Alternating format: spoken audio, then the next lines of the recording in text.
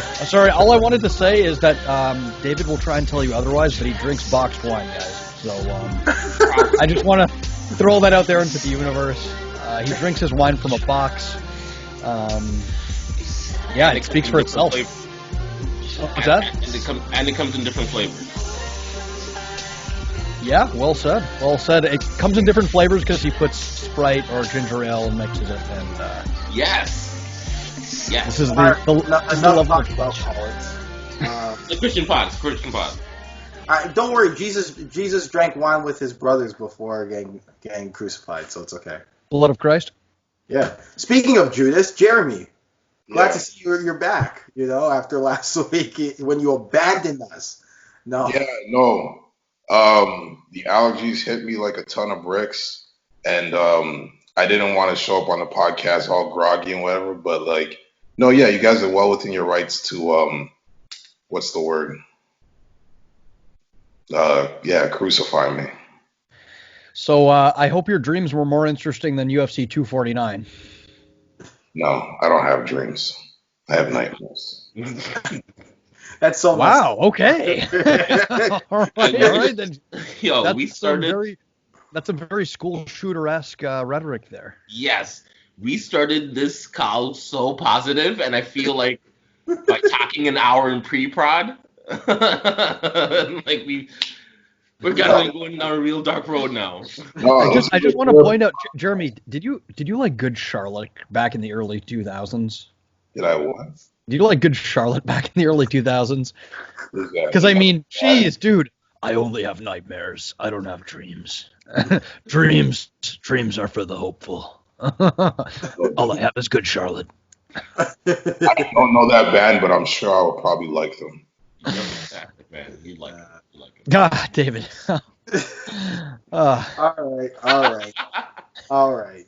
So, aside from Judas, Jeremy Asiffo there, we got David, apparently a box wine drinker, and Stefano, the alcoholic, who is drinking a alcoholic beverage. We'll say we don't know who that place the brand is because they do not sponsor us, and therefore they don't get clout on this podcast. It'll be blurred in post, right? Yeah. As the wise DeMar Rosen once said, not sponsored by Gatorade.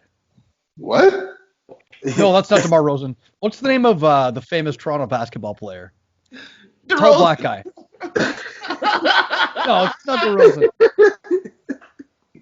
Yeah, because that guy. Everyone was mad when he left the team.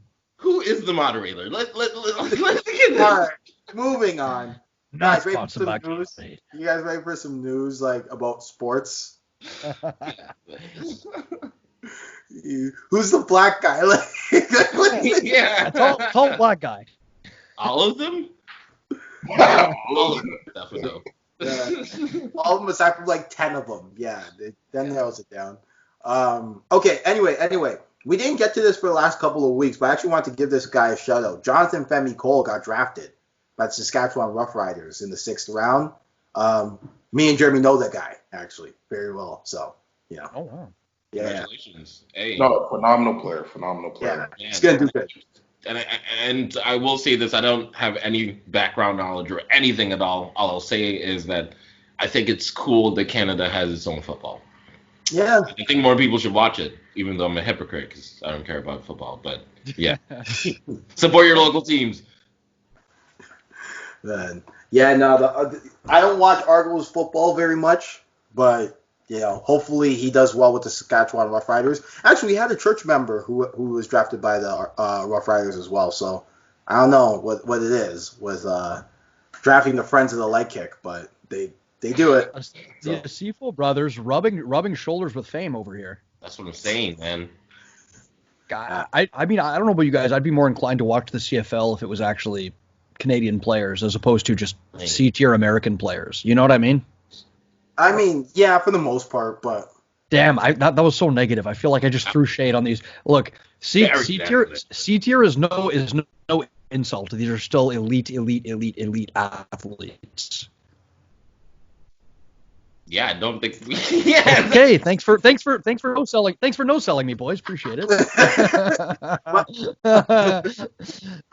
No, like, but we like, we no, like but you gotta think like, these guys are like just one step removed from the NFL. Of course, NFL's like main picking ground is the NCAA, but immediately after that, the next place they look is the CFL. So it's not like they're like far away from being pro football players and getting on a roster. They maybe are just missing one, two pieces of intangibles or something like that.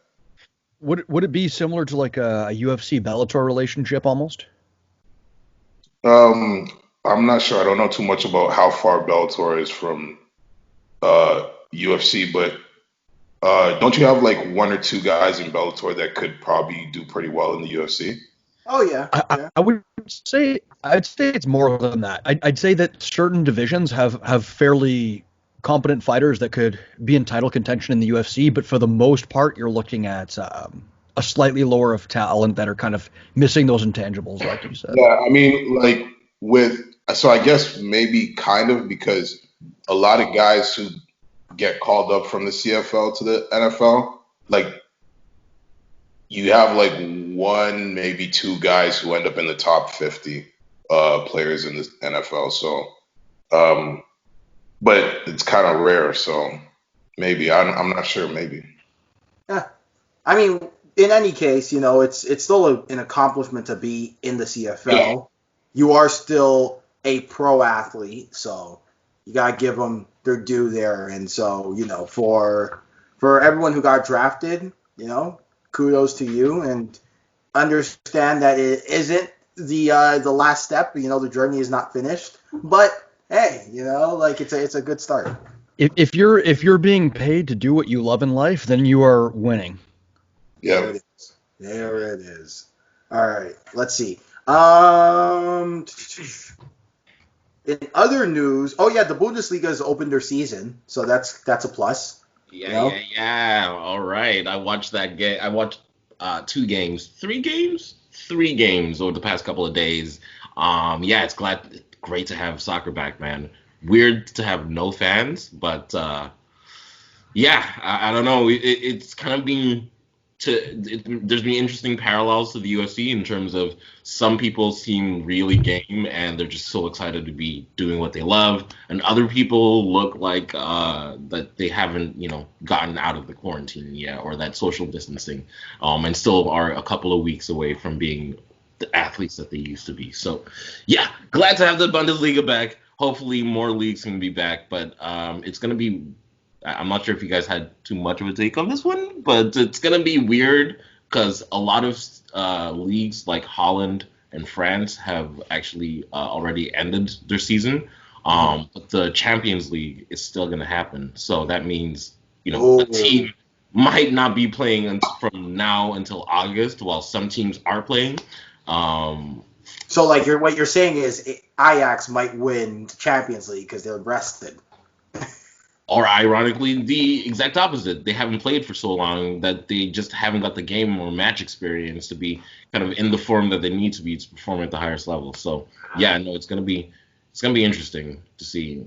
Anyway, yeah, but I'm glad soccer is back, and I did watch a bunch of Bundesliga games. No shout outs needed, but Holland for my soccer fans, you know what it is. Yeah. Cool. Last one. Future released a new album out of nowhere, The King of Misogyny, of toxic masculinity, if you will. He released a new album, High on Life. I don't know if the microphone picked it up, but my girlfriend literally kissed her teeth. Well, you know what? I have something to say in response to that. To quote the great Future.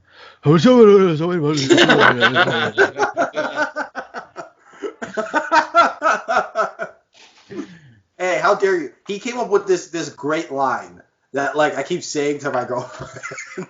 I'm like, he goes, I cheated on my girlfriend, now she's acting different. I'll never forgive her. That's what he said in the song. I was like, that's amazing. That is amazing. Meta King. Yo, like, I think music needs sports as much as sports needs music to spread the word around. Because I didn't even know until, like, I think a week later that Drake dropped an album. Yeah. And, like, if I was in football camp right now, like, that stuff would be blaring, like, during spring ball. Like, it'd be all over, like, I wouldn't participate in it, but it'd be all over rotation sessions when it'd be on.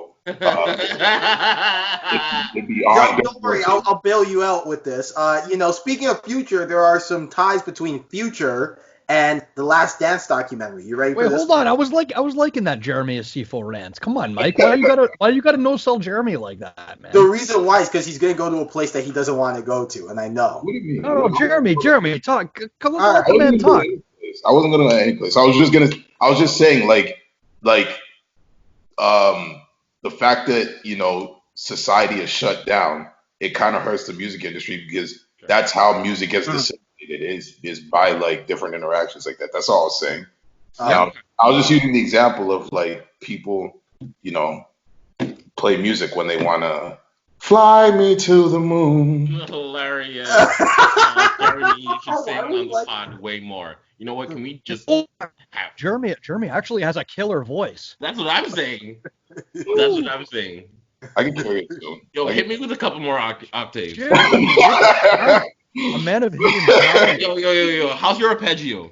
This isn't High School Musical, guys. Come on. Man, all right, never mind. Oh Can man, we break out some opera later? I can carry it. You want to do it? Let's go for karaoke. Let's go for karaoke after the podcast. I don't sing for guys.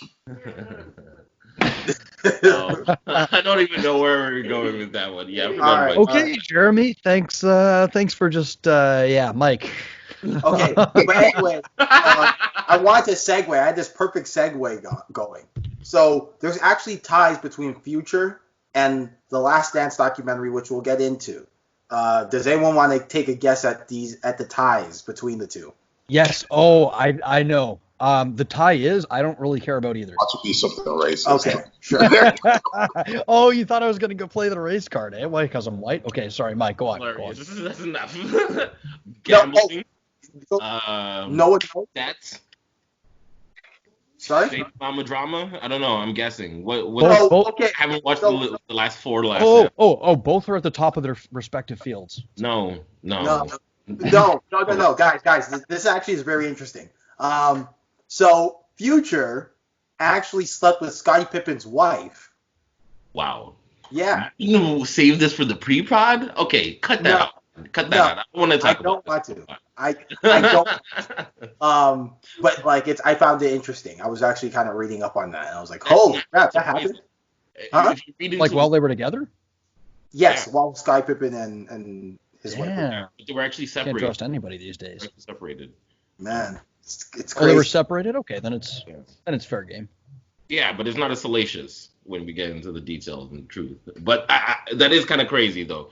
Did you know Future is also sleeping with Steve Harvey's? Oh, are we not doing that? Or wait, Future's sleeping with Steve Harvey? Wow. No. What?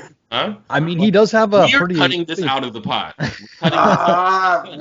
cutting this out. We're not talking about who's sleeping with who. That's nasty. This one's actually It's his stepdaughter. I know. We're cutting it out. Wait, anyway. Steve Harvey is Future's stepdaughter, and they're sleeping together? That is some salacious material. Well. So how about UFC last night? Listen, we're going to stop besmirching the name of the best game show host in history. Dude, Steve Harvey sucks. You're asleep. The best game show host, knock knock, it's Alex Trebek. Yeah. A true Canadian legend.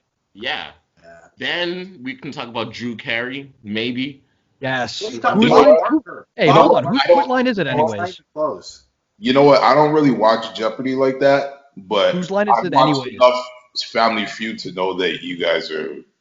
But Family Feud. Wait, hold on. This is Jeremy's argument. Hey, I haven't seen the show you were talking about, but no, Steve I can tell you that there's. Huh? Because Steve Harvey's that good. I don't know, man. You're like a man who says, I can't I can't speak to John Jones. I've never watched a John Jones fight, but Anderson Silva is the best fighter of all time. Well, actually, that's like saying Steve Harvey is an Anderson Silva. Okay, it's like saying we got it. We got the joke. Don't worry. Hold on. But what I will say this though, I watched the Canadian Family Feud, and shout out to all Canadians. Love you. Thank you for allowing me in your country. But I watched the Canadian Family Feud, and they had the what's his name, Jerry D. Yeah, Jerry Mr. D. Yeah, he was the Steve Harvey basically, and he was struggling. And it was not because he's not a funny dude, because I love his show. I used to love when he used to do those sports reporter bits on the score. Those hilarious. He's super funny, but for some reason, like, it just wasn't hitting the same. So let's not besmirch Steve Harvey. He's doing something, I think he's the best. I'll go to bat for him anytime. That's a weird. Okay, all right then, Jeremy.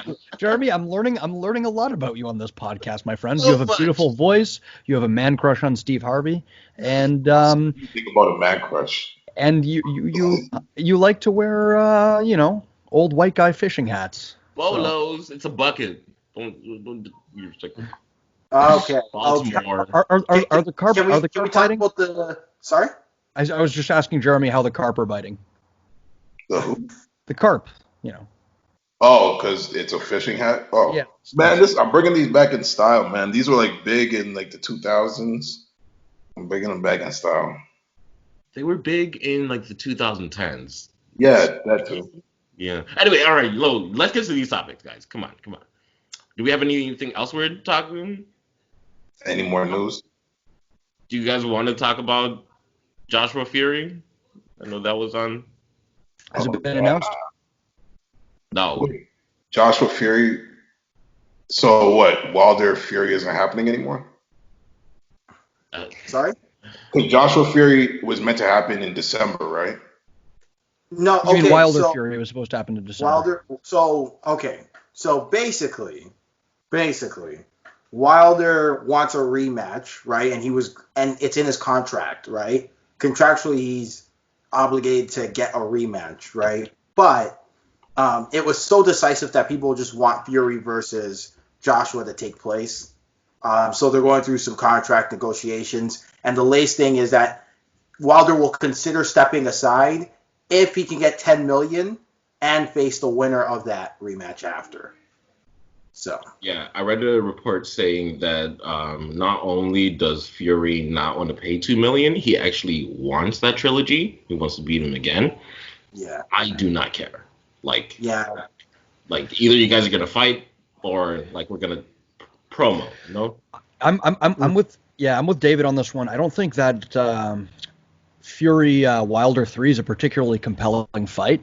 It seems to me like Tyson Fury has his number, and beyond a lucky haymaker, I don't necessarily like Deontay Wilder's chances in this fight unless he does some soul searching and really make some adaptations to his style. But act like Lennox Lewis or something, it's yeah. Yeah. Do you know what's crazy is I was watching this other podcast, which I won't talk about, but there was this famous boxing guy who compared wow, and this is a really weird take, but it's kind of compared Deontay Wilder to Francis Ngannou in terms of. Well, thank you, Luke Thomas. Of their pardon? Thank you, Luke Thomas. It wasn't even Luke Thomas. Brian Campbell?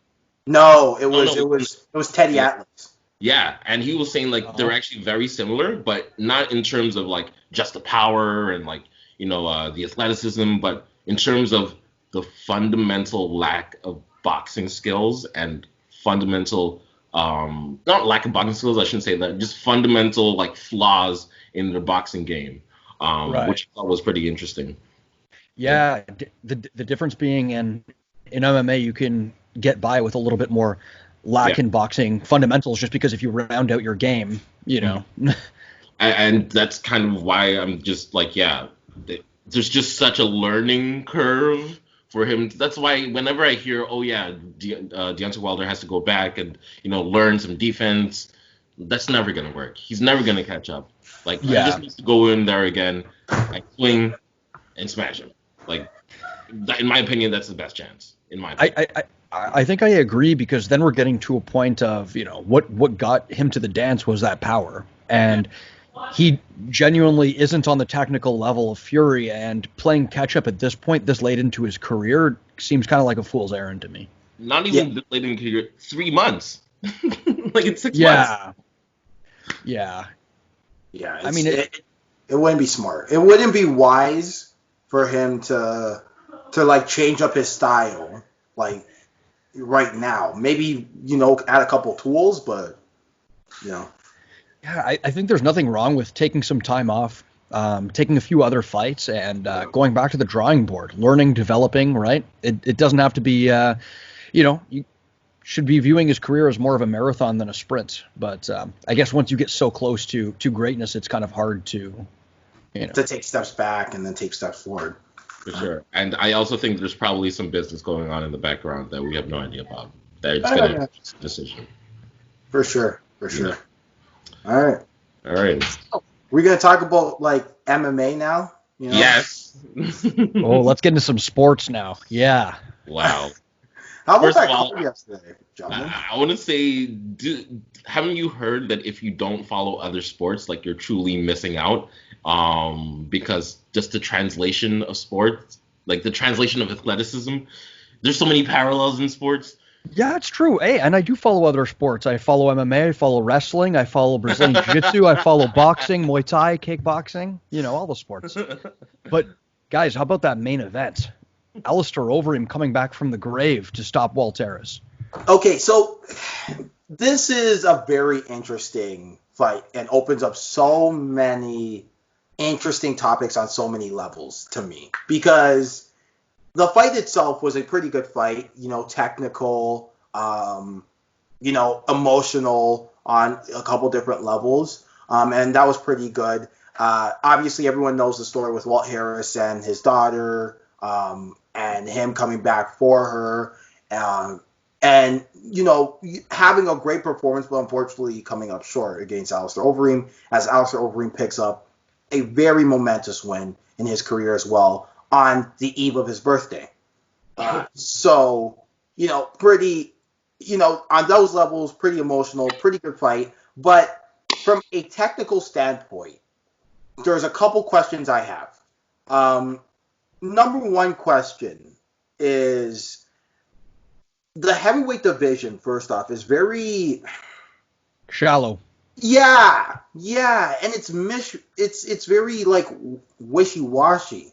And Alistair Overeem, unfortunately, is the gatekeeper. Not unfortunately, but he is the gatekeeper of that division, and it just kind of seems like, if you can't beat Alistair, you can't really say you're not going to be able to do anything in that division. But Alistair Overeem also has, I'll put it like this: a small gust of wind could probably knock out Alistair Overeem on the right day. So I know where you're coming from, and I think we saw a similar thing on Wednesday with Andrei Arlovsky. Like, they're the two perennial gatekeepers, and I was really cheering for Walt Harris, not just because of his the terrible tragedy that happened to his daughter, but also because I really do want to see some new blood and to reinvigorate the heavyweight division, and I think Walt Harris is a promising prospect. Unfortunately, despite Overeem's chin and his, the issues that he's had in the past with underperforming, that Ngannou fight where he fought like a different fighter, frankly, I think that he still has some talent, and unfortunately, old veterans such as him and Arlovsky are kind of keeping young prospects down in a way. And not that Arlovsky and Overeem aren't incredibly talented, but I think at this present age with this many knockout losses, we've kind of seen their ceiling, right? Does anyone have any doubt how another Stipe versus Arlovsky fight would go? Or sorry, Stipe versus Overeem fight? No doubt at all. I don't think Overeem will or should be fighting for the title anytime soon. Just realistically, first of all, he doesn't deserve it. No shouts to him. He's had a storied career, which actually leans into one of my follow-up questions or takes for this, is has he reached that turning point in his career? Because I feel like we've used to picture him as, first of all, budding prospect. Then he kind of had like a heel phase. And I feel like, especially with what happened yesterday, he's kind of going through a face turn, if you want to call it that, from want to borrow a wrestling phrase. Like he's kind I get what you're trying to of say. yeah, for sure. He's becoming, as you said, that gatekeeper, which is an interesting spot for him. I just think I agree with you. I think if you can't beat Overeem, I don't see you getting that title shot. However, when I look at the top four, I still think there's a pretty big, even top five, because top four, because Rosensberg squeaked that, but I'd say top four, there's a pretty big gap between the top four and Overeem, in my opinion. And that's not to disrespect Overeem. I just think he's such a seasoned vet. Oh my goodness, what a cliche, but he's so well-rounded that if you don't have a well-rounded game, or you're not incredibly exceptional in one thing, and you go into that ring with him, like, yeah, he's gonna grind you out, I should say. Because if you think about it, like, look at some of his wins, like Olenek, like that's a good win. That's a Walt great Harris is a good win. Yeah, and I think what's frustrating about Overeem is that he has all the technical tools, I think, to beat anyone in the division. Like his jiu-jitsu and wrestling looked phenomenal in that fight. That sweep he hit on Walt Harris was gorgeous. It's just, it seems like with the amount of punishment he's taken, he doesn't have the physical durability to really, make a run in that top end of the about division. 5 fights too late. What's that? I think he's figured it out about 5 fights too late. And some might argue earlier, yeah. Man, but the thing is that I still think, for example, if he goes against Francis Ngannou, that's just a bad matchup for him. Just every day of the week. Everybody is a bad matchup for Francis Ngannou. I agree. With the exception of maybe Stipe or DC, I don't really see anyone beating him. And even if they do, I'm not sure that I wouldn't bet against. I would still never bet against Francis in those fights. I don't know. Yeah. Man. That's just we can talk about that another time. But I just think like he's at that, and I don't want to say I was disappointed that he won yesterday, but I don't know. I think he is taking that gatekeeper position that a lot of people in the UFC seem to take. He was talking about wanting to win the title. I just don't see it in the cards, in my opinion. But then again, that's why every fighter fights. He's 40, which is incredible.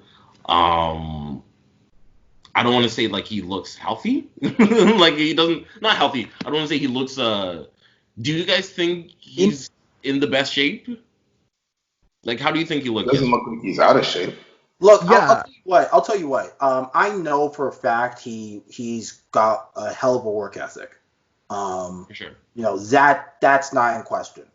We see the skills. Great counter striker. Good jiu-jitsu for that division. Good wrestling for that division.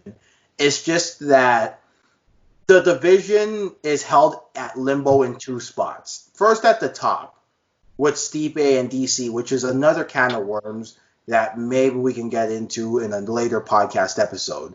And then at that numbers 5, 6 spot with Overeem and even Arlovsky to an extent, where you have these guys who are turning away these other heavyweights who are just not good enough to beat them. And the thing about it is that, like, this isn't an indictment on Overeem and Arlovsky's skills per se, but it's an indictment on these guys who are, I'm talking your Greg Hardys, I'm talking your, goodness, I can't believe I'm going to kind of disparage it a little bit, but Walt Harris, I'm talking about your, lower tier guys that, they should be able, if for at least the way the UFC hypes them up, they should be able to take these guys out, and they're just not doing it for whatever reason. Now, look, no one wants to see Overeem get knocked out a 15th time, but at the same time, Overeem's allowed to dream, and Overeem's winning enough that he deserves to be in the UFC, right? So it's one of those weird limbo situations where I feel like, aside from 5 guys in that division, 4 actually, is the heavyweight division even a division? Like, is it good enough? Like, is it? I wouldn't say it that severe, but I see your point. I think fortunately for, let's say, a Walt Harris, where I don't give Greg Hardy this credit, and I'm a hater of Greg Hardy, but in all seriousness, I think Walt Harris is somebody that go back to the drawing board, look at some of his deficits, right? I think his jiu-jitsu has improved leaps and bounds since the Fabricio Verdum fight. I think he's someone that can go back to the drawing board, get 2 or 3 wins on the trot, and in this heavyweight division that isn't as deep as it is, could possibly put himself in title contention again, especially in a sport like MMA where we have such short-term memories for these kinds of losses. So I don't think it's all bad, and I think there are a couple of prospects to be excited about. I wouldn't say the problem's necessarily as bad as women's featherweight, but I mean... And crucially also, I think Walt Harris hasn't fought for the title, which I think is going to be in his favor. I think once you fight for the title and then lose, or you fight the dude who currently holds the title and you lost that fight, it makes it a lot harder to get that title fight. But since it's, I don't want to say just Overeem, but likely in 2 or 3 years, Overeem might not be an active, high-ranking contender anymore. There's a good opportunity that, as Stefano said, if he wins his next 3-4 fights, like, who else is there? Like, look at Thiago Santos. Look who's popping in the lightweight titles nowadays. It's just people dropping in and out of divisions. Yeah. I got a question. Are you trying to move on? Go ahead. Is your contempt for the heavyweight division similar to, like, some of your contempt for, like, women's MMA is because, like, there's a lack of technique? Or is it because nobody can challenge? And then if it's not, then, like, my question is the reason nobody can challenge the best guys in the division, the minimal amount of best guys in the division, is it because of, like, conditioning or? Okay, so let me kind of clear up a couple things.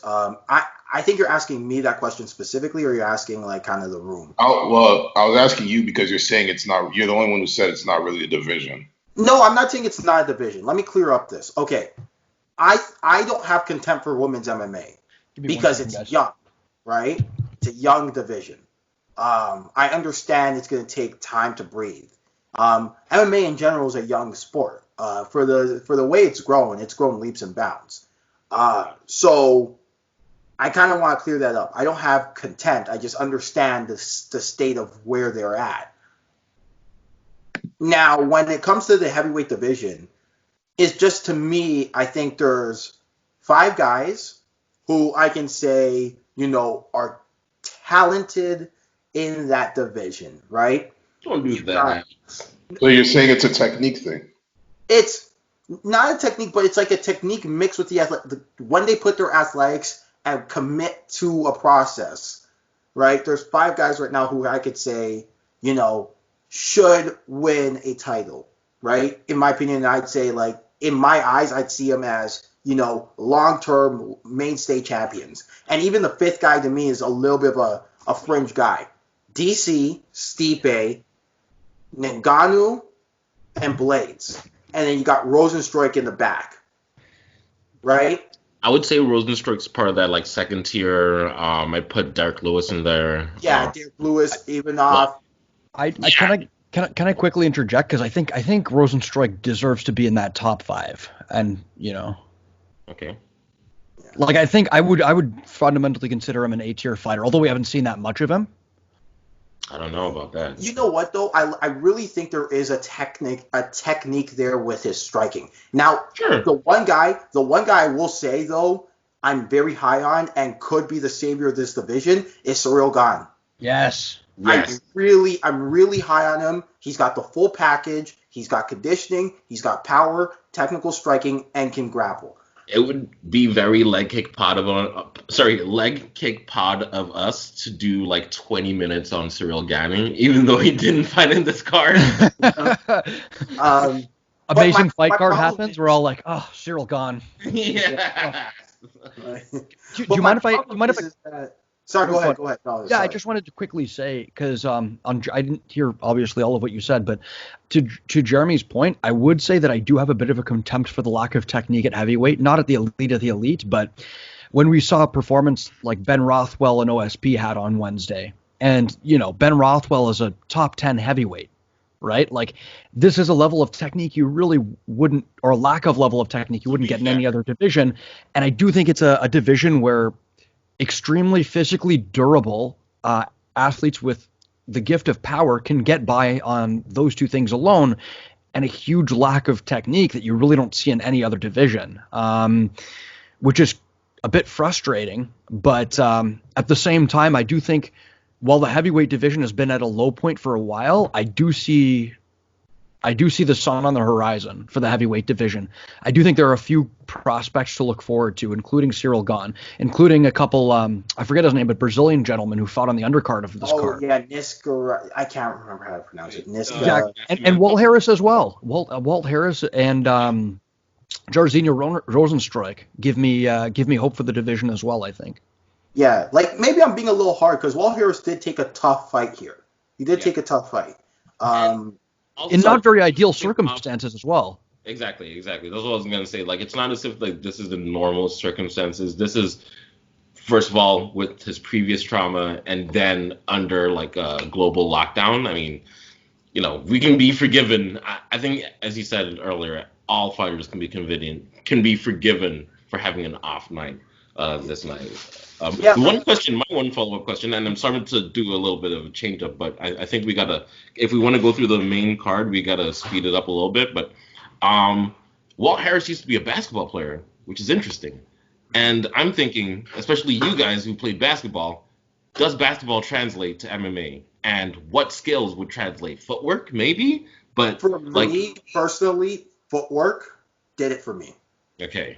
For me personally, because in boxing fundamentals, the whole pivoting thing and shuffling really made sense when it translated over. And I find that a lot of people, when they're learning boxing, don't get the concept of how to move their feet. And in Muay Thai too, they don't get that concept until you're either a basketball player or a football player, where the shuffling soccer and soccer, where the shuffling makes sense, right? So I would say that basketball did it for me because the pivoting, the moving your feet on defense, and just generally like what you need in basketball, like long reach, long legs, right? So I could see it, but if you put a gun in my head and said name a sport that translates, I would say it's football. Like a non-combat sport that translates well over, you're saying? Yeah, a non-combat sport. Hockey? No, because hockey you're on skates, so like Steve Bosse? Pushing and pulling, no? I get what you're saying, but the problem is because you don't really have command of your feet under you, I don't see it working. This is going to be a hot take, but if I were to say non-combat sports that transfer over very well to combat sports, I'd say for grappling it'd be gymnastics, and I'd say for striking it would be dance. And if you look at some of the best strikers in both MMA and I can see that. Kickboxing. Israel Adesanya. Of movement. Israel, dancer. Anderson Silva, dancer. Lomachenko, dancer. Mm-hmm. That makes sense. No, I just found it really interesting because you hear a lot of football players who make that transition into MMA. For example, Eric Anders is a football player, or former football player. He played in Alabama. Yeah, like he was like a high-level football player. Not Eric Anders. What's his name?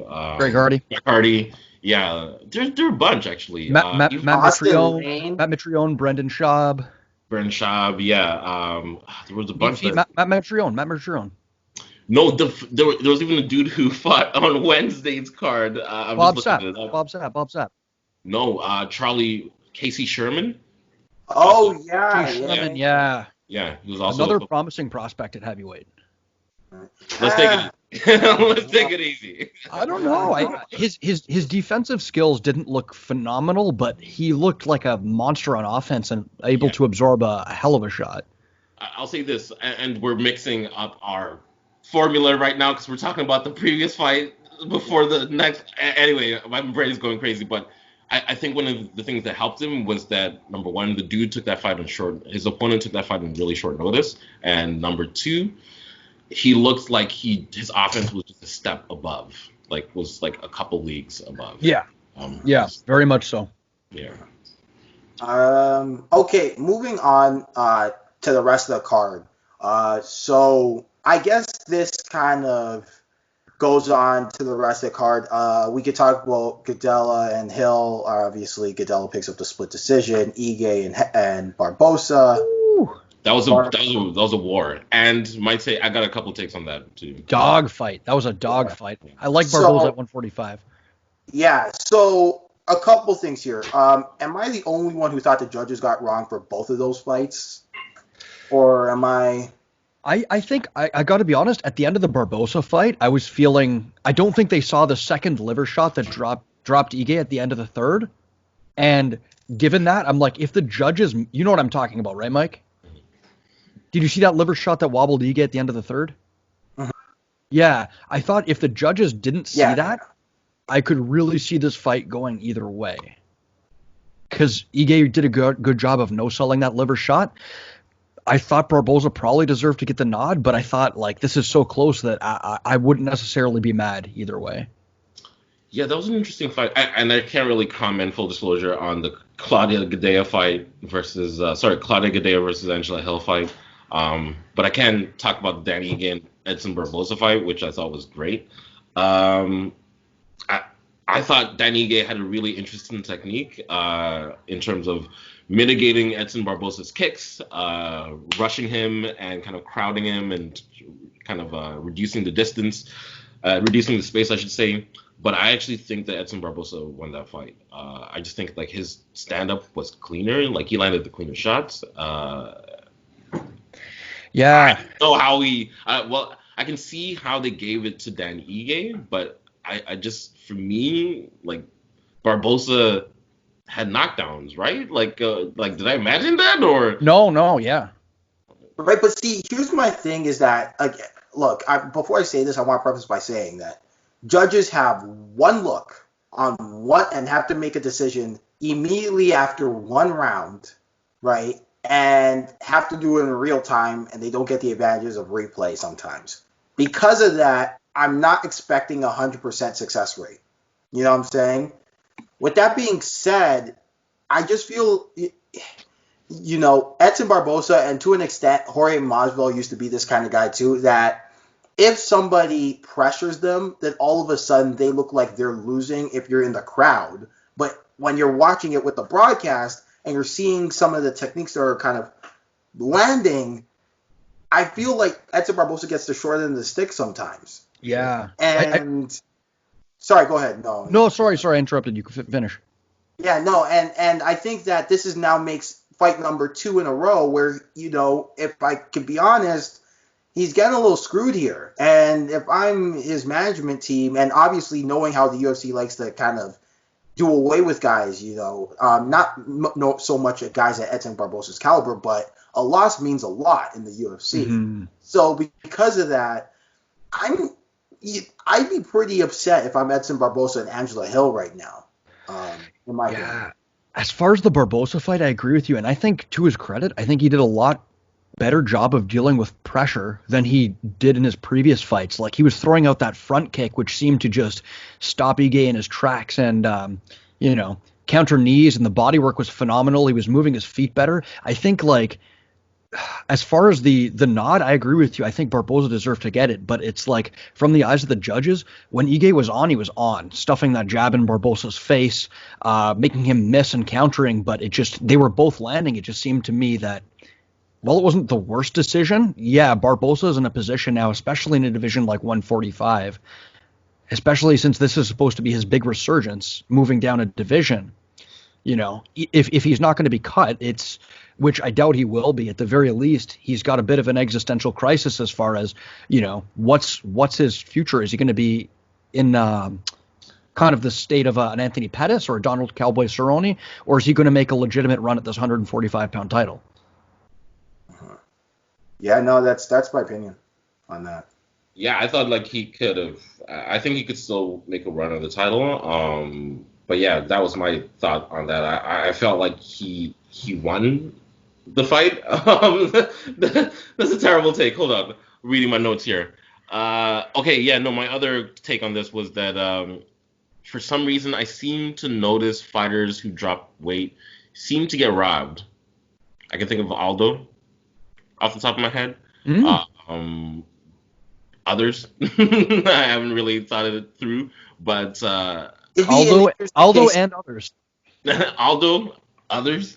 But yeah, no, I feel like when you change divisions, you don't always get like the luck of the judge or the luck of the decision as much as you would. I don't know if there's any like statistical proof behind that, but it would be interesting to kind of check that out because someone called Tommy Tohold and see what's going on there. On the eye test, I feel like Edson Barboza won that pretty easily. Yeah, can we appreciate what a good fight that was for a second though? Like, yeah. And also another thing that came to me, like I think how little the crowd has actually impacted the quality of the fights. Like people were worried that somehow, the cosmic energy of the crowd cheering was going to give us bad fights. I think if anything, for me, it's kind of made.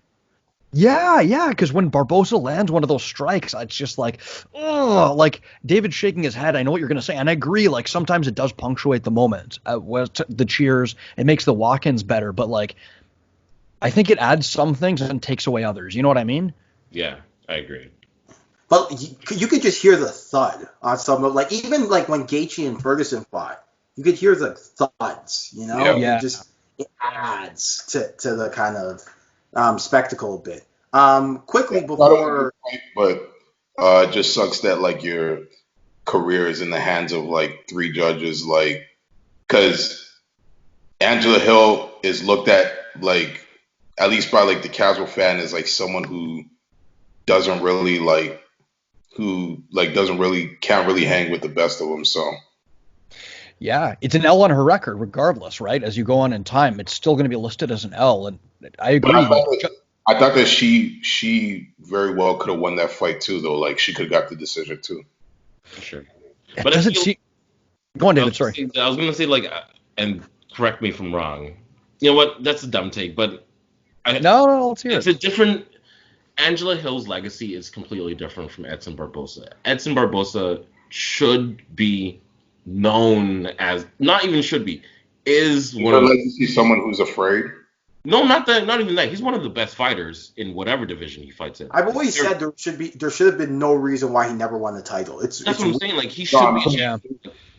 He's a really, not to besmirch Angela Hill, but I feel like his career when he hangs it up, he shouldn't have that many losses on his record because a lot of these fights were so close and he won, but for some reason they went the other way that his record really wouldn't tell the story.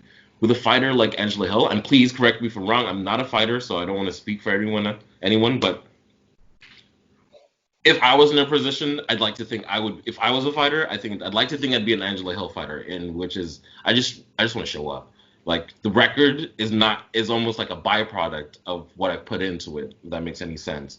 Whether I pick up a win, whether I pick up a loss, like it's all about not just like the learning. I obviously want to win, but I feel like for her, if she has, let's say she fights 50 fights by the end of her career, and she has maybe 20 losses and 30 wins, like I think she'd be okay with that because like she fights so consistently, and as you said, even though she's fighting the best of the best, her skills aren't necessarily there yet.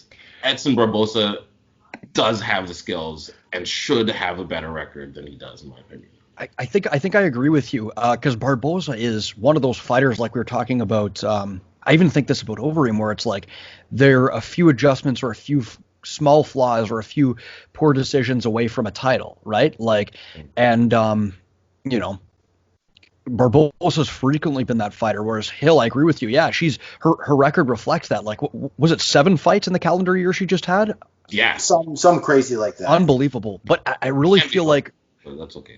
To your point, she lacks the grappling to really get past the strong wrestlers in her division, and she lacks her striking as good as anybody's in that division, though. It's good, but is it Joanna good? You know what I mean? Like, yeah, not even with all due respect, it's not good enough. It's not even close. Like, and that's not no huge knock on her because there's few human beings in the world, male or female, with the kind of striking of Joanna Jędrzejczyk, but it just without the striking to compare to Joanna and without the grappling to really trouble her in other areas, it seems to me she's kind of, without some serious, light years of improvement, she might be hanging back as like a Donald Cerrone type fighter.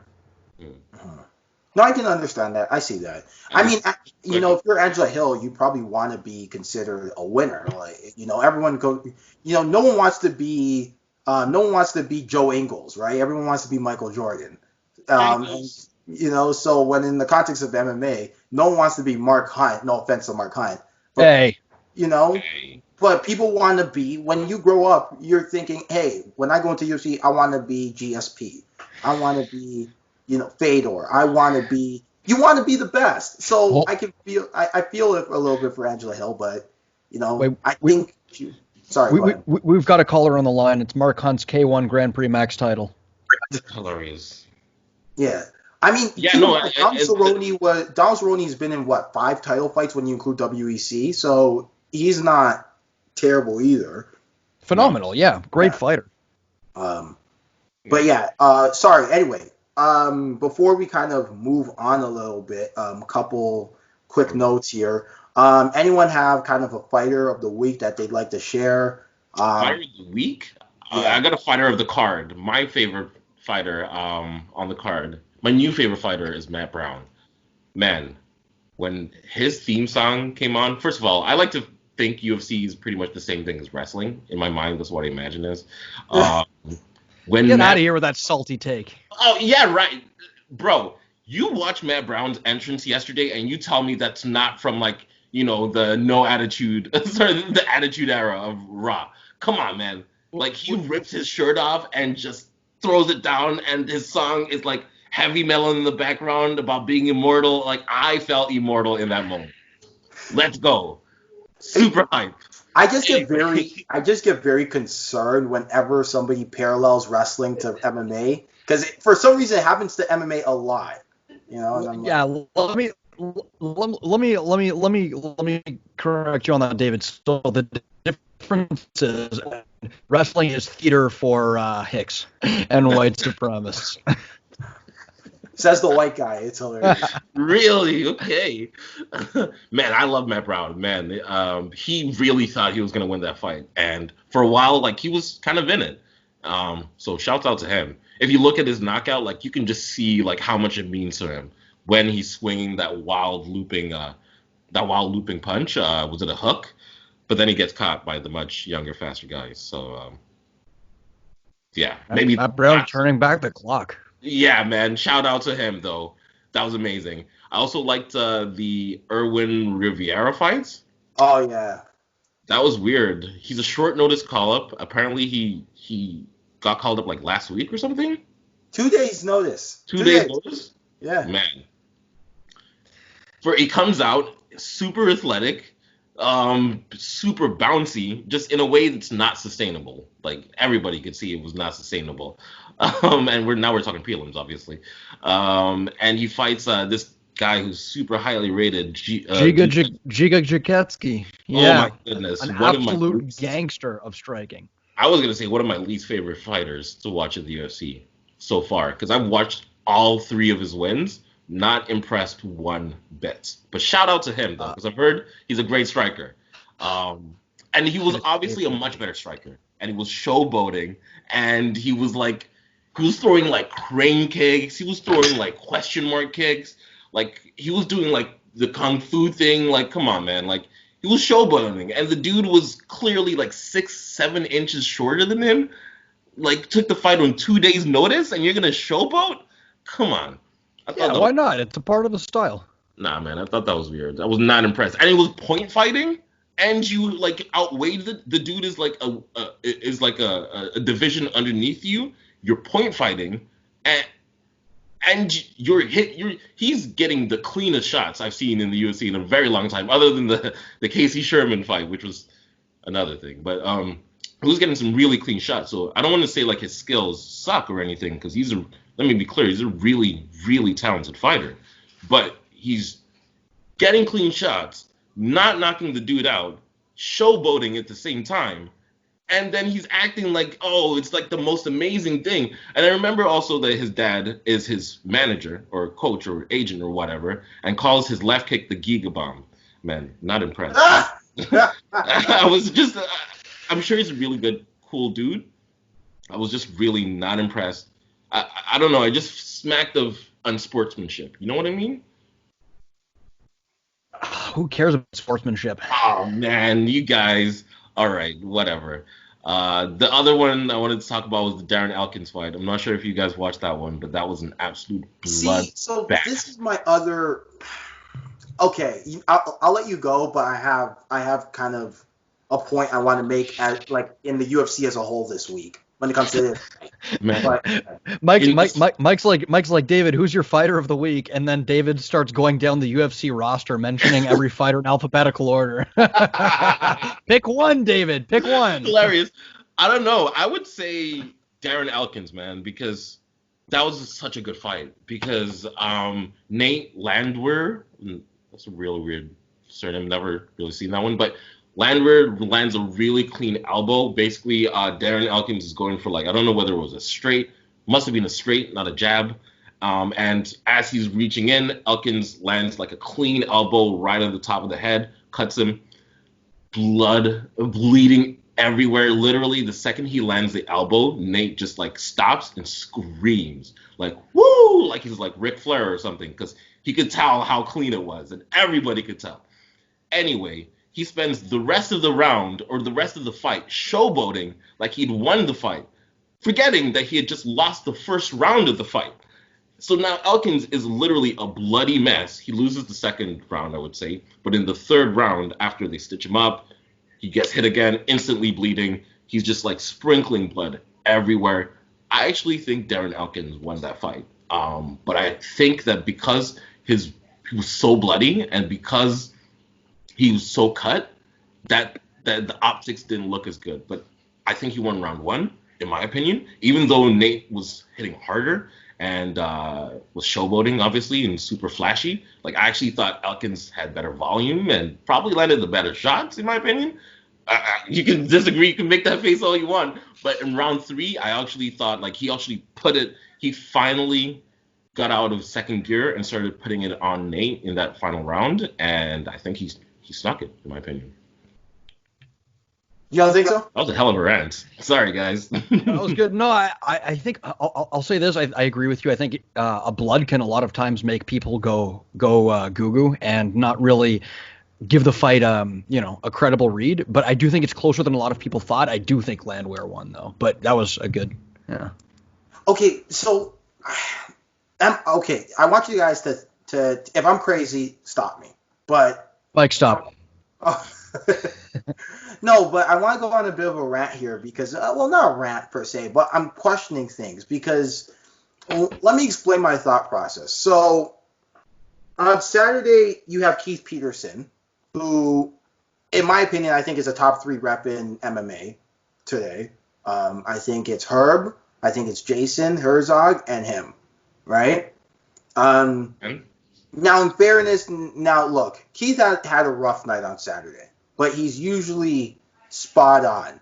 But unfortunately, between the Cerrone eye poke and the Cruz stoppage, he had a bit of a couple laughers out there. But no one is questioning the Cruz stoppage besides Dominic Cruz, and that's, another story. We have to talk about that, please. That was interesting. Yeah. I'll say this, for a guy who takes losses so well like Cruz, for him to say those kind of things was so out of character that... This is what happens with the never can die mentality. And we talked about this motivation porn, basically. But this is what happens when you psych yourself up to the point where your ego can't accept a loss. I got to be honest. I think like this is because Dominic Cruz took the Garbrandt loss so well. I think people forget that he's kind of an a-hole. Yeah. Cruz is not a nice guy, and I know people who have personally met Dominic Cruz, and they say in person like, yeah, the guy's kind of an a-hole. Like he's an absolute genius, but not the nicest person to be around all the time.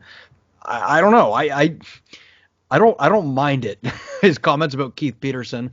I think they're kind of funny, to be honest. Totally. We're bearing the lead. We're going through several topics here, but I totally mind it. Yeah. I think look, I just think it's super out of character for him. Because he's usually the guy who never really says anything outlandish, but you can tell is a bit of a curmudgeon, you know? Yeah. I mean, it's on Keith Peterson having the bad moments, and I think the same applies to Dominic Cruz. For a referee, we only recognize their worst moments. When a referee's doing a good job, we forget about them, right? Who is like, oh man, Dan Murgliotta did such a great job last Saturday, right? But we remember them by their mess ups. Like that, it's what seems to stand out, you know. And like there are exceptionally bad referees, and that's not to take stink off of them, but and with Dominic Cruz, like I'm willing to cut him a bit of slack just because, yeah, I agree the comments were ridiculous, and it, you know, if they are true, then like it is what it is. But like at the same time, it's difficult, you know. You've just lost a title fight. This is probably your last opportunity to get UFC gold, and yeah, man. Microphones are in high-level athletes' faces all the time, and I think if a microphone was in my face all the time, I'd probably say some stuff that I regret. Okay, but I'll agree. I agree. I'll shoot him some bail that when you just lost, especially when you've done anything that you care about so much and you put your all into it, and it doesn't come, and the result isn't what you want. Immediately after, you're gonna say some stuff you regret. I'll shoot him some bail there. The next day, he calls Ariel Helwani, doubles down. You're right. He doubled down. You're right. I listened to Big John. Man, it's just been quarantine time, so I listened to Big John McCarthy's podcast with Josh Thompson, and on there they talked about it, and they were saying Keith Peterson doesn't drink. He doesn't drink, and even if he did smoke, so what? How's that legal? Like, how does that affect his refereeing of the game? By doing this, he's basically not only disrespecting a man who, number one, is not making as much money as he is. Let's not forget that. Doesn't have the same job security that he does. Doesn't have the same name recognition. So it's always going to be a downwards fight or an uneven matchup. But number two, he's calling all referees in the UFC into disrepute by basically saying, oh, we don't know about the background of these guys, and saying that they don't have the internal discipline to kind of check each other and make sure that none of them are breaking the rules. Because let's not forget, it's not just one referee for the entire night; it's a group of referees. So if one referee is drinking and nobody else recognizes it, then that means that they were either negligent or they didn't notice or complicit. That's fair. And that's like the biggest issue I had with it. But the thing is that immediately everyone was like, Dominic is being a sore loser. Overwhelmingly. So that's why I agree with you in principle, but I don't agree in practice, because in practice, everyone was like, come on, you know, Dom, relax. I mean, I wouldn't hang him on a cross for it, but I just think it's irresponsible, and Keith Peterson deserves an apology. He really does. But I want to get into kind of, I think there's a point to be made for there is a lack of consistency when it comes from ref to ref to ref. And let me explain. Keith stopped that fight a little early, but it wasn't the worst stoppage in the world. I think we can all agree, right? Yeah. Yep. Now, Jason Herzog goes and refs Anthony Smith versus Glover Glover. Teixeira. And in my opinion, Jason Herzog currently standing is the second best referee in the world. I just want to add on that and say that the number one best, Herb Dean, actually plaudits for stopping the Justin and Tony fight earlier than it could have been. Wait, are you saying he was criticized for stopping? No, opposite. He got like a lot of recognition, and people were like, "Good job." I think that could even been stopped a round earlier. But continue, Mike. Yeah, sorry, Mike. I just wanted to add that. Mike? Yeah. No, don't worry. Because it leads me to the point. Like, those performances, so Keith stops his early, Herb stops the fight with Tony at a good point. Jason Herzog with Glover Teixeira and Anthony Smith, you could make an argument stopped it late, way late. Now, in fairness to Herzog, it wasn't really Herzog's fault, although he came out and said it was on him. I don't agree. I think it was more so a corner thing because Anthony was doing the right things to kind of show intelligent defense, but at the same time, he was definitely way out of it. So I think it's more so an indictment on the corner than it is Herzog, but it is still Herzog stopping it late. Go ahead, sorry. Yeah, no, I agree that it is an indictment on the corner. There, I agree with you 100%. And I think when your fighter's coming into the corner complaining that their teeth are falling out, you've got to ask them. You got to do like the Duke Rufus Anthony Pettis, where Anthony Pettis, when he comes back into the corner in the Ferguson fight, he's like, my hand's broken.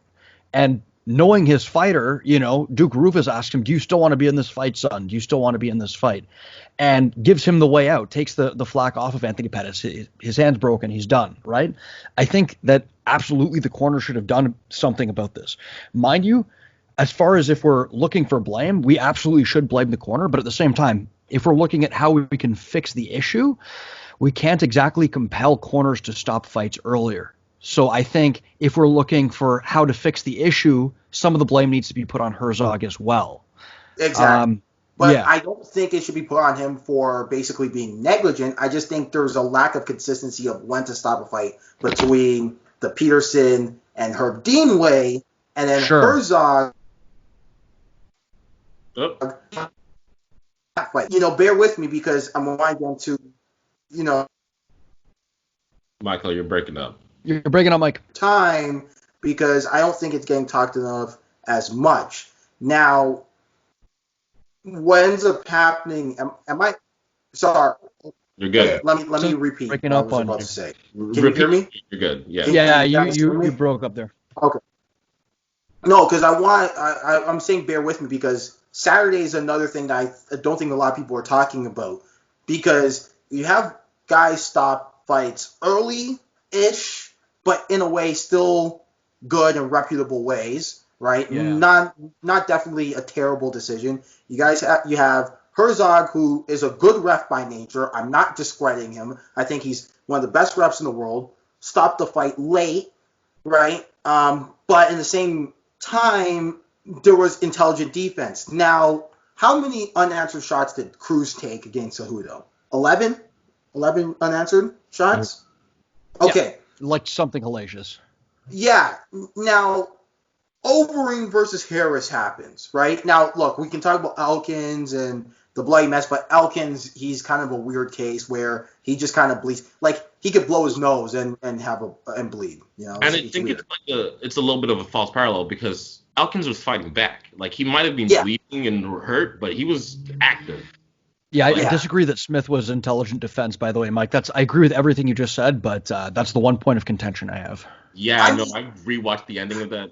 Yeah. I wouldn't say, okay, look, I wouldn't say, intelligent defense. I would take that back. But he wasn't necessarily, like, showing – it wasn't like, okay, when someone is rocked and they're kind of covering up and, 5 shots later the fight gets stopped. I wouldn't fault Herzog, whenever, like, let's say – Anthony did a lot of transitioning there. That's what I'm trying to explain. Does that make sense? I suppose I kind of see it like a Matt Serra, George St. Pierre thing, though, and Matt Serra was nowhere near as hurt as Anthony Smith was. I think if you're transitioning and you're still eating little shots, I think it's cause to stop the fight. And I agree with you. We don't necessarily one mistake by a referee is not necessarily enough for me to call into question their whole career. If this were to continue and were to be a pattern of mistakes, then we got to get this man out of there because. Yeah, he's not Steve Mazzagatti by any stretch. Exactly. That's not what I'm saying. And I think he's usually very good. I agree. And I think as well, to the point of Keith Peterson, I think we should be way more forgiving of an early stoppage than a late one. Because ultimately, a referee's duty is to protect the fighters, right? They're there to protect the fighters. So if you stop it maybe a millisecond too early, right, you can call that overzealous and doing your job, right? But if you stop it too late, you're just flat out negligent, and negligence is far worse than overzealousness. As far as the Cruz one, while it may have been a little bit early, it wasn't the worst stoppage I've seen, even as far as early stoppages go. It's not going to go down in the books as some, robbery. Yeah, No. but like I'm still trying to make my point. The point's a little long.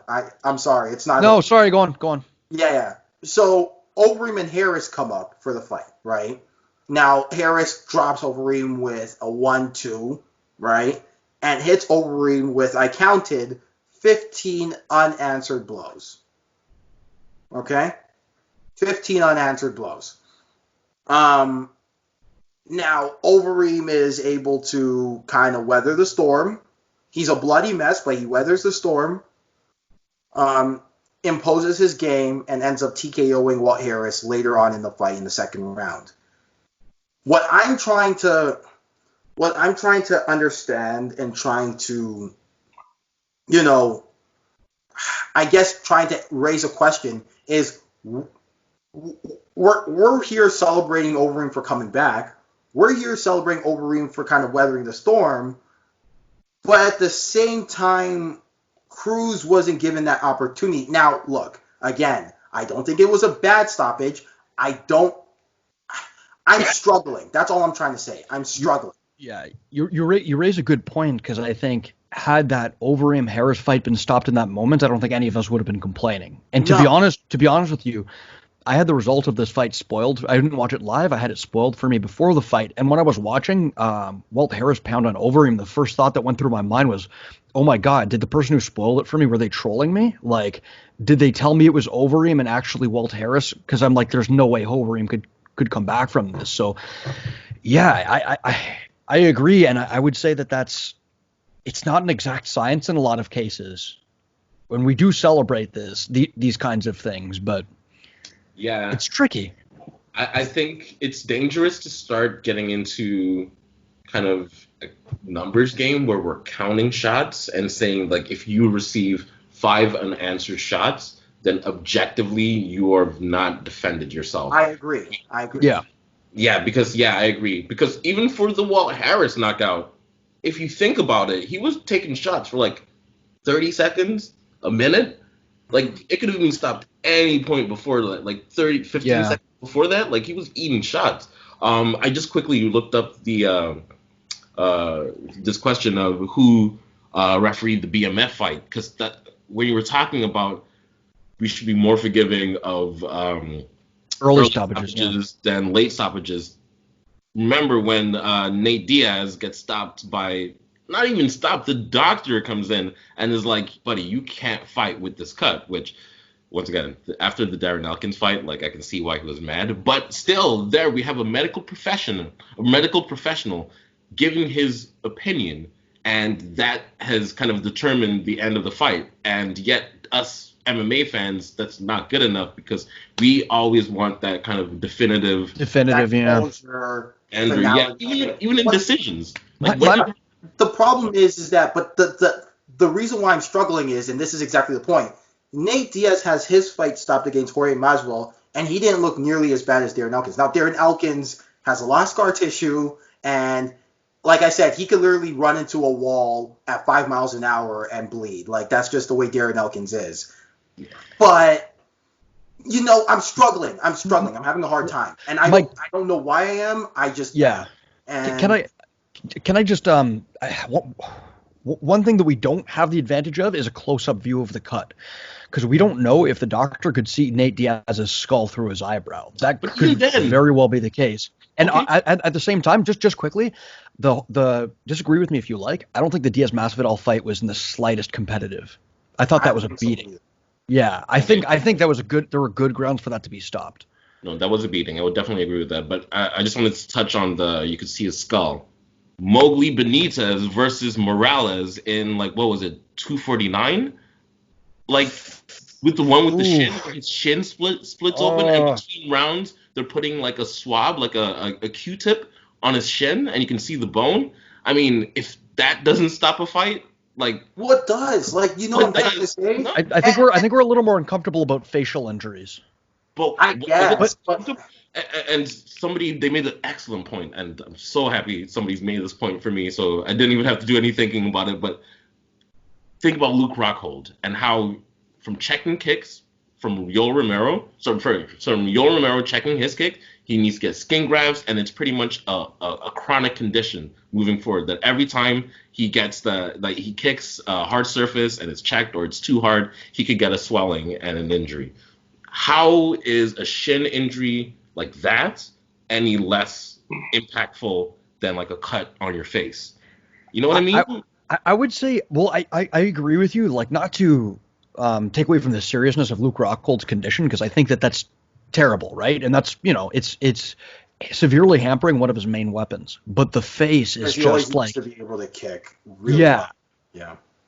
The face though is just, it compromises your vision. It compromises, and so much blood comes from that area because it's such a thin surface with so many veins underneath, I guess. But I agree that there's like so much subjectivity with you guys and so much unclear, because we're talking about not just like the opinion of the referee, which is subjective in and of itself, but since we're on the topic of the BMF fight, the Athletic Commission, right? Yeah. Because the doctor from New York, the fact that it was in New York, and the Athletic Commission in New York is a little bit more finicky than, let's say, a Florida, right? There's that degree of subjectivity. It's not an exact science, and I think that very rightly so, ambiguity like this makes people uncomfortable, and I think we're all a little uncomfortable with it. Yeah, for sure. And just to add to that, to make it even more complex, as Michael's already said, you have cases like Overeem, or how many countless cases where a fighter is getting dominated, looks completely out of it, and all of a sudden does one quick thing. In fact, the Michael Johnson fight is a good example of that, because thank you. He wasn't even, I wouldn't say he wasn't hurt in terms of like bleeding or anything, but that first round was not it wasn't competitive. It wasn't competitive. Not competitive. Yeah. But instantly, the second round, quick, like an ankle pick, and it's done like that. And if they had called it in the first round, I'm not sure too many people would have complained. Wait, hold on. Did you just say ankle pick? Ankle lock, whatever. I don't know. It was a weird. It was an ankle lock or a heel hook, because it looked No. That was an ankle lock. That's my favorite submission. That's my favorite submission. Knee reap ankle lock from the game over position. Yeah. But that's just to say that belly down. He hit me with that one time, and I was so upset. Mike, don't. I was on my way to an arming guillotine, and then it was. Don't feel bad. I've won jiu-jitsu tournaments with that. But yeah, that exact move. I just think it's tough when MMA is one of those sports that you always have a puncher's chance or a submission chance. I don't know what's the BJJ equivalent, but you're never out until like you're really out. But at the same time, most times more often than not, oh my God, bad. I gotta stop talking. More often than not, we know that a fighter is taking damage that's gonna affect the rest of his career. For example, that Mowgli Benitez, they're saying his main tool is his kicks. He's never going to be able to kick that hard again. Or if I was him, I would not want to kick that hard again, because now my shin's going to get split open every time I do.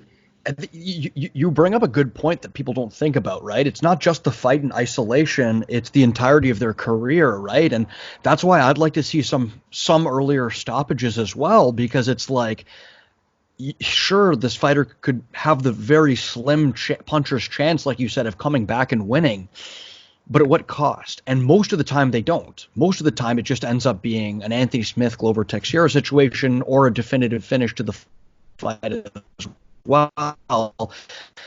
And you can't really quantify how that's going to affect him down the road. Yeah. Thanks, guys. Sorry, I was like kind of lost a little bit. Thanks, guys. Thank you. Appreciate it. No, but I get your point though, and sure. Who are you laughing at? Me? Yeah, you. We were. No, I'm laughing at the fact that we're not even gonna get close to the ask questions segment. I'm just thinking about that in my head. Like we always do. We do this all the time. Like we're gonna stay on track. No, we'll get there. You guys want to get into it now, because we already are like an hour and a half in. Yeah, is there any other fights that you guys want to talk about? I think we were kind of plagued by the fact that there were so many great fights this weekend. Yeah, I'm going to talk about the other card, the 249. I mean, no. I think if we start talking about 249, we'll be here for a while. A week old. Yeah. Okay, I just thought we I were don't talking. mind coming back to talk about more fights if you guys are into that, but like I don't. It seems like we're really up against it. Okay. We can get to Okay, fight. I think a lot of opinions have been said on 249 anyway. In this podcast, like we've kind of we talked about Cruz's comments, and I know we've already kind of talked about. Too, so. Yeah, we talked about Ngannou. We talked about Yarizinho in the heavyweight division. Yeah, we And talked about Dong Greg Hardy. Once Ngannou gets the championship, somebody needs to get him to set the edge on their defense. That's all I'm saying. Like Francis Ngannou's a beast. So explosive. How do you Dude, think when Francis Ngannou gets the championship, we should just engrave his name on it. It's like the Ngannou belt. Hilarious. You guys want me to grab the questions because we had a bunch of leftover ones. Okay. Hold on. Pick one question because we have two good ones and then a couple that are gonna, Okay, let's go. Go ahead. All right, I'll be right back. I gotta grab them. Oh, while Stefano's Physically written down. While Stefano's getting his questions, Last Dance documentary. The final 2 episodes are happening. Quick word, guys, on first off, episode 7 and 8 I thought were the best episodes of the bunch. I agree. Yeah, I thought they were the best episodes. The memes have come out of that episode, by the way. Where Michael Jordan's sitting down and needs a break after like talking. He's like crying and then he needs a break. He's like, all right, break. I haven't watched it. Yeah. Oh no, David, it's good. It's definitely good. I definitely will attest to it. The 7 and 8 were very good. We haven't kept up with it, but all the episodes have been good. But 7 and 8 were probably the 2 best episodes. Okay.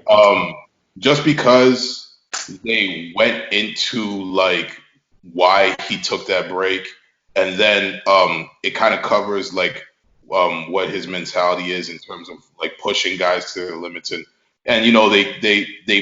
they kind of elaborated on this fact that Michael Jordan wasn't an enjoyable person to play with. But I just feel like this is just like ungratitude. I'm gonna be honest. This may be a hot take, but this is just like ungratitude at its like finest level. Like I think Michael Jordan shouldn't even. He was crying, and people have all types of theories about why he was crying. They were saying like it was because like he might have went too far and he's realizing the error of his ways. I think he should just say, bun you guys. This is what you guys get for like riding my coattails for 6 championships. Like, no. Well, you know what? I will say this though, as a whole, one of the criticisms that this documentary has gotten is that it's a little too Michael Jordan friendly. You know what I'm saying? And sure. In fairness, it is a little Michael Jordan friendly, but they aren't afraid to go into the secrets and like the conspiracy theory of the secret suspension. They're not afraid to talk about Michael Jordan and gambling. They're not afraid to talk about Michael Jordan and his lack of impact when it comes to civil rights movements. You know what I'm saying? They do talk about things that don't necessarily paint Michael Jordan in the greatest of lights. And I think one of the things that they talk about that I think hurt Michael Jordan even the most, even more so than gambling or the death of his father, is just how his teammates received him during that time, right?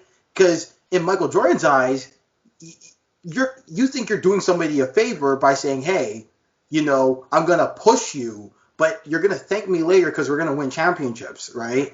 But then for example, they didn't interview him, but Luke Longley has a book talking about how he hated Michael Jordan. You got guys calling him a jerk, and Michael Jordan definitely is seeing that on an iPad. You know what I'm saying? He's not seeing that, right? And I think that it kind of hurt him a little bit because he's like, I fought and scratched and clawed, and yeah, I may have been a little hard, but I thought you guys would have appreciated it. And the more you talk about it, the less I'm buying. I'm just gonna pull them up on the computer. Hold on. Yeah, no worries. the less I'm buying it, because Or no, you can't tell me that Michael Jackson. I'm just gonna stop. I'm just no takes. oh my no God. takes. No. But Guys, can you give me 5 minutes? I left it downstairs in my car. All right, go ahead. Go Yeah. ahead. Recording. We're gonna keep talking about Last Okay. Dance. About Yeah. how Michael Jackson was such a good player for the '93 Chicago Bulls. Yes. I just don't believe that Michael Jordan could be that famous, that successful, that much of a winner, and not realize that he's ruffling feathers, especially when it's been 20 years since, and we've had time for people to compare him to other people, other players, and literally the comparison is like, oh yeah, Michael Jordan might be the best basketball player, but LeBron is the best leader or whatever. I don't know. Or best. No, I'm not saying he didn't realize- realize he ruffled feathers. Of course he realized he ruffled feathers. I'm saying that he's surprised that, like, How he cares? no, it's not that now he cares. It's that he's always cared, but now he's speaking on it for the first time. And like Trying to one of the things about Michael Jordan, one of the things He's about Michael crying Jordan about it is on camera. Are you ready to rumble? Sure, in this one point, though, I think one of the things that a lot of people forget about Michael Jordan is after his career, Michael Jordan was very private. You didn't hear a peep out of Michael Jordan for a long time. It was only till he came back, right, that people were like, oh, Michael Jordan's still on the face of the earth, right? He fell off the face of the earth. And then when he left again, when he was on the Wizards, besides his shoes, no one knew what was going on in Michael Jordan's life. You didn't know where he was, what he was doing, or anything, right? Because those years when he was the most infamous face on the planet took a lot out of him. He couldn't even leave his hotel room. Yeah, right.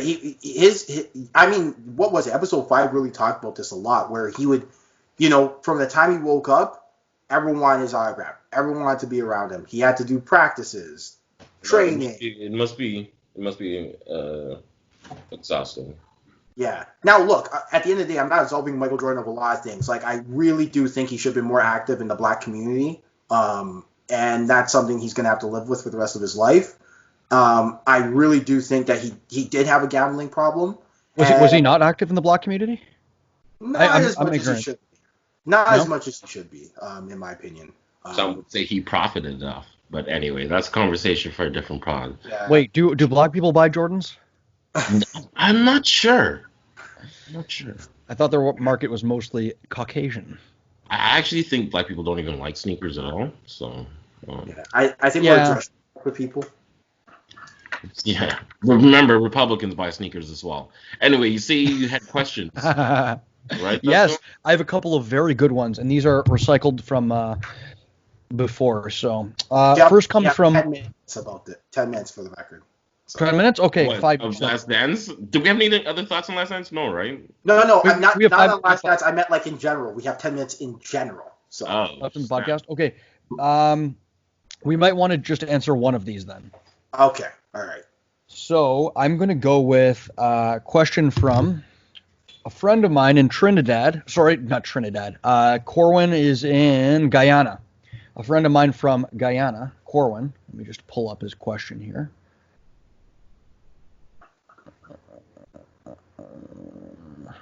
Okay, here we go. So this comes from Corwin in Guyana. Corwin asks us, should a fighter go pro if the coach and team feels he's ready and it costs too much to be an amateur? Yeah, I would say so. I think that, MMA, I think we talked about how the barrier to entry to start is low, and I don't think that's a full indication of it, because to keep up doing MMA is very expensive. And when you're doing it at the amateur level, unless something untoward's going on, you're doing it basically for free. Which is why you don't see many of them stay too long, because it's very cost consuming to do so. So if they're telling you you're ready, then I think your coaches have seen enough to have the confidence that you're ready. Now, the thing about it is, it's up to you now, right? So if you don't feel confident, then don't do it. But if you think you can beat anybody, If you think you're good enough to do it, and your coaches are telling you you're good enough to do it, I don't see why not. Hold on 1 second, guys. I'm getting some background noise. Hey, Google, that's enough. Our AI overlords over here are really, yeah. I think Mike makes some great points. I would just add to that if you're confident and your coaches are confident, and being pro is the ultimate goal, then what are you waiting for? But I would say Corwin, who I happen to know, and he actually fought one of my friends. He's a very talented guy, originally a judoka, so shout out to judokas out there like myself. If you're asking the question, I would assume that there's doubts in your mind of whether to go pro or not, right? Otherwise, you wouldn't be asking. So if you're asking, don't feel like you have any rush necessarily. If your end goal is greatness, take your time, be patient, get as much experience as you can at the amateur level, because all of that goes away. Your record goes away when you go pro anyways, right? Mm-hmm. If you feel like you're ready to go pro, do it. I feel like if you don't feel confident at at pro necessarily, with a jump in level of competition, and that's kind of the motivation why, and amateurs getting too costly for you. You can't fund another training camp based on your own work, which, it's difficult, admittedly. Man, there's a lot of cans out there that you can fight at pro. I say that honestly, and there's a lot of killers at amateur. So if you have a good coach who's looking after you and getting you the right matchups, going pro can be, just as difficult or equivalent to the difficulty of amateur, because I know he fought my boy Stash, who's an absolute killer at the amateur level. So it all depends on what you're looking for, and what your end term goals are. But keep in mind, you can stay at amateur as long as you want, get as much experience as you want, but maybe going pro is the right move if you can get the right matchups as well. Yeah, I agree. Like, there's no rush. If you don't feel confident in doing it, don't do it. But MMA is a very cost-consuming thing, right? Very rare you're going to see the camps that will let you train for free. Very rare you're going to be able to go to tournaments without a buy-in. Very rare you're going to, cut some costs in MMA, like you would in, let's say, a boxing or a judo or a wrestling if you're good. So, take it, if they say you're ready, take advantage of making some money in the sport. That's all I'm saying, right? Do we have time for one more? Definitely, because I have no thoughts on that whatsoever. You guys will have a little more thoughts on this next one, and I think this one comes from one of my students, actually, Julian Abraham, the creator of such vicious techniques as the Jewish jab and the Hebrew hook. I'm turning him into a really good puncher. Sorry, what did you say his name was? Jewish Abraham? No, Julian. His name is Julian Abraham, and he's got techniques like the Jewish jab and the Hebrew hook that are really good. He calls them that himself. Yeah, because he's Jewish. So guy's got a good sense of humor. So Julian, my student, asks. Let me just pull this up here so I don't misquote the gentleman. What if it's a Bob question and you just put Julian out to dry? Wouldn't that be funny? Julian says, my wife has been cheating on me for 5 years. Can you imagine? I just hung him with Sorry, Julian. No. Sorry, hombrecitos. Here we go. This is actually a topic I have some interesting opinions on, and I'm sure all of you guys will. So he said, what's your advice to people who want to begin their journey in MMA? Do you think it's better to start with one area of martial arts like jiu-jitsu or Muay Thai, or do you think it's better to start in MMA classes? And I guess by MMA classes, he means kind of jumping into everything at once. Oh, man. Okay. I can speak to this having just recently started. In fact, now we're getting to my expertise because I'm an expert in being a beginner. Yeah, for sure. So I've actually never done Brazilian Jiu-Jitsu, but I plan to do Jiu-Jitsu. Well, whenever things get back to normal, I'm probably going to jump in now. But I feel like it's actually helped me get a better appreciation of how difficult everything can be by focusing specifically on one discipline. I think if I had gone to jiu-jitsu while I was doing Muay Thai, I'm not sure I would have learned as much as I could have, or as fast, learned about that specific discipline as quickly as I could have. And yeah, I don't know. I'm just a big fan of specialization. So yeah, and also I'll say this: I have been lucky to spar with people who've done MMA sparring. Um, it's not the same. It's not the same, like in terms of stand up. Like if you do an MMA class. Hey guys, I'm being summoned, so just give me a second. All right, no problem. Go ahead. MMA class versus like a pure striking class, like, and you do like a stand up, any kind of striking, like a kickboxing or a boxing sparring. You'll notice who's been practicing just stand up and who's being more well-rounded. So yeah, that's what I would say. Like, I'm not sure how much technique is being taught. For example, like stand-up technique is being taught. Just the law of averages means it won't have enough time to focus on on each specific detail of each discipline as much as you would in a specialized course. So for me, always go specialization, and then as you get confidence and comfort levels with a specific discipline, then you can pick up new things and add to your toolbox. But yeah, that's my approach. Yeah. Mike, you mind if I attack this one next? Yeah, go ahead. Yeah. So I largely agree with David. So to use me and Mike as personal examples, we both have weird styles, very unconventional. Both of us, they're not typically what you would think of as your regular MMA fighter mold. I kind of started in judo. I've got some weird grappling, weird striking. Mike's got some very taekwondo-y kind of like good distance management type striking himself. I would say start with an art. And there's a caveat to this. I would say specialize. Start with an art. Get to know the finer points of it.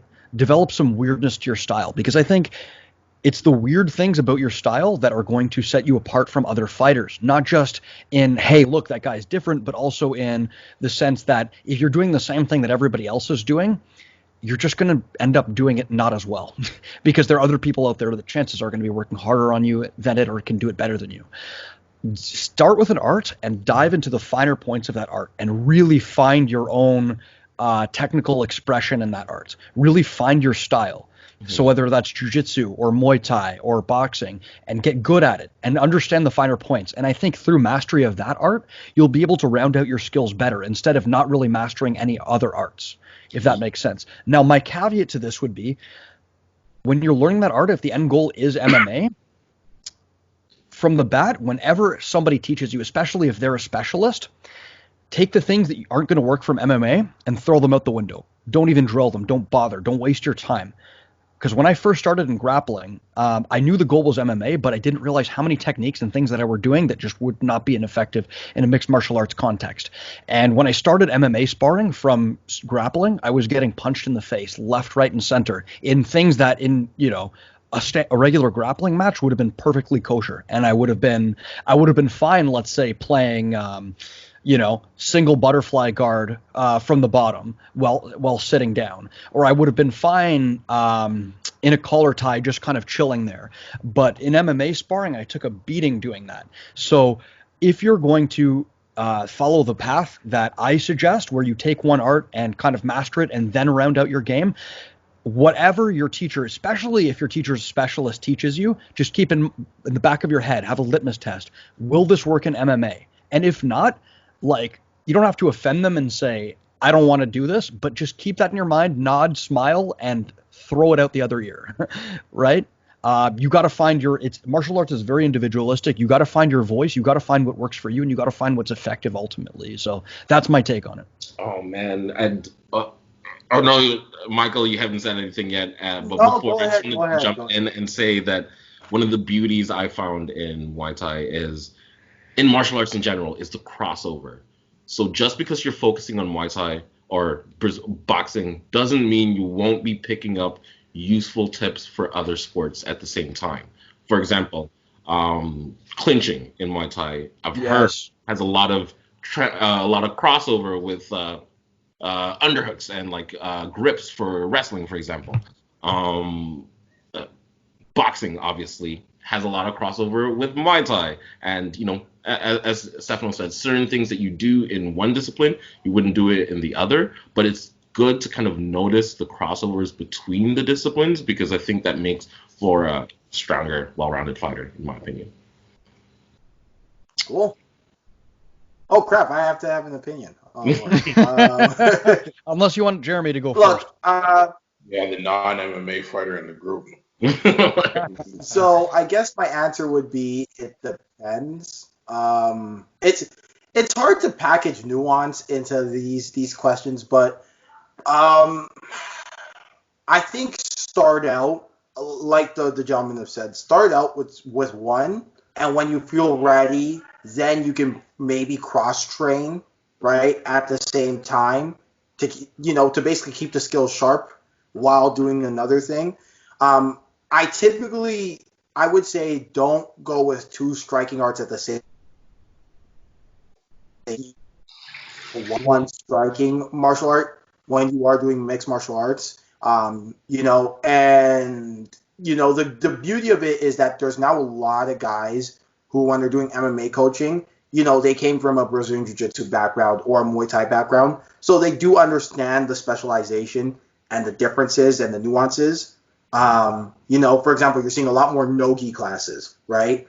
You're seeing a lot more technical striking for MMA classes. I think 6 MMA has one, right? To shout out Mr. Beauclair, he has a technical striking class they used to run that was very well done. So MMA specific, MMA specific. Yeah, MMA specific, classes where you're gonna get the technical aspects of Muay Thai in there, but the things that you would have to throw away for MMA, like maybe staying on that front foot a little too long than you're supposed to, are getting thrown out as well. So the point I'm trying to make is that it's not as simple, but I guess the advice is that get really fine with one thing that you can fall back on that's going to be your calling card, so that if in a MMA match you're kind of getting outmatched, what's your thing, what butters the bread and what gets the biscuits in the basket, so to speak. I like that.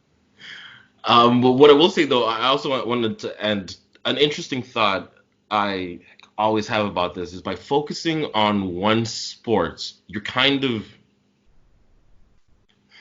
what's the word I'm looking for? I don't want to say limiting yourself. Oh my God, yo, what's in this box wine? But basically, have you ever noticed in MMA fights how you'll see like a stand-up fight and just like some of the boxing and some of the defense and just some of the technique is just not where it should be for like the highest level? Yep. And I feel like a lot of the cases, in my opinion, a lot of people train for MMA striking, and that's not to like dismiss it because I've never fought MMA and you guys would know way better than I do. But something that is said in my gym is that too many people try to skip the fundamentals of striking and kind of customize it so much that like they never get good at the fundamentals. And you see it a lot. So you'll get an average MMA, like you'll be good striker for MMA, but like the second you come against somebody who's better than good, like you're gonna be in a problem. You know what I mean? Because you just don't have those fundamentals. I thoroughly agree with that. And I do think there's a lot of that. A lot of defense and footwork in MMA is kind of behind those fundamentals that are boring that people don't train, but they're so important, man. And yeah, to add to that as well, thank you for bringing up the BJJ. What's that? Is it like that for BJJ? Because I can see like the You see it once in a while with BJJ. Yeah.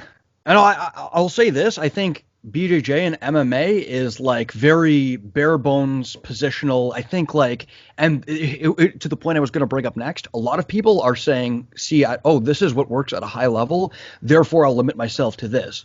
When it doesn't have to be that way. People like Tony Ferguson are evidence that, just because you're not seeing something frequently in MMA, at the same time doesn't mean it necessarily doesn't work. Like, don't be scared to be different. Throw different things into your arsenal because BJJ and MMA right now, it's like the guard is dead. And I don't think it's because the guard doesn't work. I think it's because guys playing guard are doing it with a gi, and MMA guys aren't like it's crazy that people still put on the gi and train and to fight MMA. But like, I've had people tell me when I was like, up and coming, like, oh, X technique, should I do this? And they're like, no, it's stupid, it doesn't work, don't do that. Like, I do my arm bars from the guard completely differently than most people do them. Did you see the arm bar yesterday?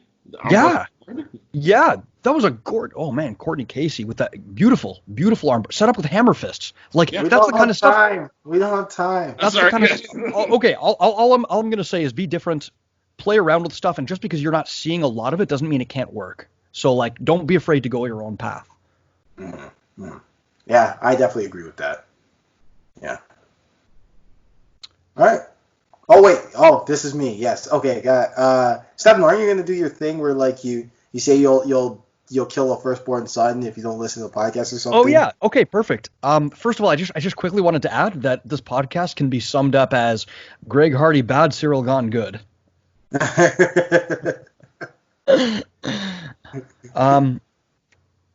Guys, Tekashi 6ix9ine just released an album. It's hold on. I'm gonna say hold on. This is important. Listen. I'm not gonna get into it. All I'm gonna say is, man, when such terrible, absolute garbage can exist in the world, that just I happened to hear his song the other day, and he said something about big sad and like I lost brain cells. I think I got a couple of concussions just from listening to it. It was terrible. If I have CTE, you can blame that man. But fortunately, we do have a cure here on the Leg Kick podcast. If you listen to us, we guarantee the Leg Kick will raise your IQ by 10 points. And cure. Wait, hold on. We that people will take that seriously, and we'll get sued, please. Hold on. The Leg Kick, scientifically proven to cure CTE. Cure CTE and all kinds of other ailments. We are the cure to Tekashi 6ix9ine. We are the cure to a world that is pumping terrible content down your throat and forcing you to swallow. The Leg Kick podcast. Wait, we're doing this. Hold on. The Leg Kick podcast. We're doing this. We're doing this out of love, guys. We're doing this out of love. We're not just two fighters, ex-football player and a guy, ex-star of the Howard Stern show. We are doing this out of the love of our hearts, and we are bringing you the best content we possibly can. And we're doing it for the love of MMA. The least you can do is subscribe.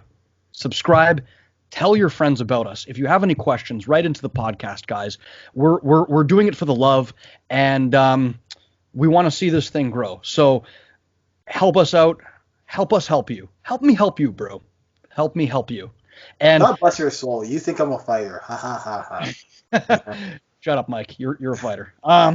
Also, if you help us out, we promise David will stop drinking horrendous box wine. I can make no promises. I can't make that promise. So, I guess that's all I have to say. Mike, to play us out, what does that mean? To play us out? Oh, for the record, Jeremy is still playing football.